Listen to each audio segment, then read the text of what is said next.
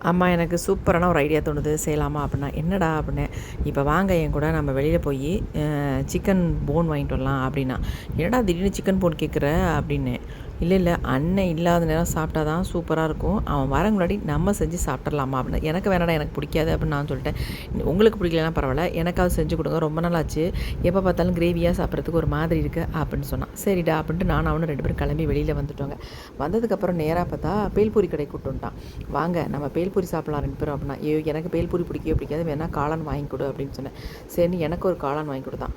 அந்த காளானை சாப்பிட்டேங்க, செம்ம டேஸ்ட்டாக இருந்துச்சு. ரொம்ப நாளாக ஆச்சு, முதல்ல அடிக்கடி எல்லாருமே வாங்கி சாப்பிடுவோம். இப்போல்லாம் எங்கள் வீட்டில் இந்த பசங்க டயட் ஃபாலோ பண்ணுறதுனால இதெல்லாம் சாப்பிட்றதே இல்லை, எல்லாம் அவாய்ட் பண்ணியாச்சு. என்றைக்காவது ஒரு நாள் சாப்பிட்றதுனால தப்பு இல்லை, ரெகுலராக தான் எதையுமே சாப்பிடக்கூடாதுமா அப்படின்னு சொன்னான். சரிடா ஓகே ஓகே அப்படின்னு சொல்லிட்டு சாப்பிட்டு முடிச்சுட்டு 2 பேருமே நேராக சிக்கன் கடைக்கு போயிட்டோம்.